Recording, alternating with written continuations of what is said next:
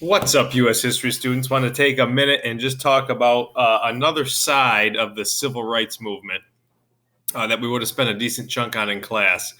And as you can see by the picture on the screen, right, that is the radical civil rights movement. We've talked about that word a number of times throughout the year, right? In this case, when we think of radical, we're thinking of something that is more extreme. Up to this point, we looked at civil disobedience, nonviolence, people like Martin Luther King Jr., Rosa Parks, the Little Rock Nine, right? People in groups that use nonviolence to get their message across. These groups and individuals, very often who are more radical or extreme, are willing to use violence as a response to the oppression and segregation and discrimination and racism that we see in the 50s and 60s, and obviously before that, in especially southern states. So, a couple groups and just people to be familiar with. And as always, I'll have a few links and things in these YouTube clips for this week.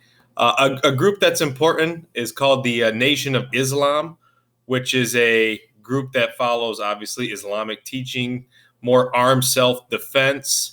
And again, that was usually the phrase, the self-defense side, because of how poorly they're being treated. This is simply self-defense. And then instead of being like Martin Luther and talking about brotherhood and blacks and whites getting together, a lot of times it was more distance between those two groups, right? And you can see on the screen it says evils of the white race. And so why would we want to get together for someone who belongs to the Nation of Islam? Maybe why would we want to get together with a group of people that are constantly trying to get away from us and don't like us and don't want us around? So just a very different perspective from somebody like MLK. The guy most associated with that group, and who we'll spend a little more time on, right? If we were in class, there's actually usually an assignment I would give where we would compare a interview of Malcolm X, our character here on the screen, to Martin Luther. And his real name was Malcolm Little, right? But he said that was the slave name, so he changed it to Malcolm X, and that's how he's known. A really important thing to remember about him is this idea of ballots and bullets, right? If we can't change things through the ballot box, we are then going to be able to use or willing to use bullets, right? Which comes down to violence and opposite again of what Martin Luther King Jr. talked about. And so Malcolm X will be a character we'll talk about in another video this week as well that looks at his assassination, because he's actually assassinated by this group that he tries to leave down the road. So he's a really important character.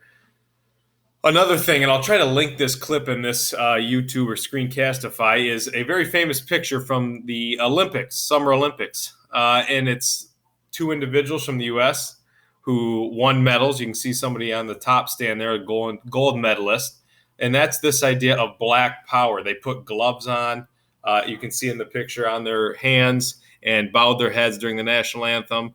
And I know we've had controversy in the last couple of years about the national anthem. That's not the first time that sports have and the national anthem have kind of been intertwined and used as a protest. And so I will link a little 4 or 5 minute video about that image in the comments, or in the description, excuse me.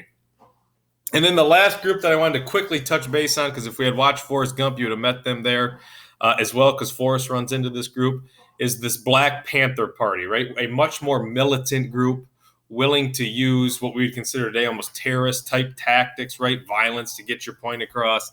And so just remember, radical civil rights, it's not everybody's on this Martin Luther civil disobedience, let's not resort to violence program that Martin Luther and people like Rosa Parks and even the Little Rock Nine are on. And so it's understandable, right, the way they've been treated, why some groups and people would feel that nonviolence isn't the answer. We have to kind of meet the force and violence we've met with our own force and violence. And so we'll look more again at Malcolm X down the road.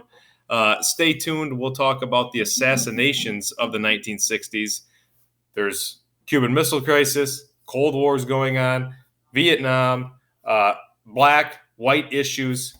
Stay tuned. We'll dive into all that.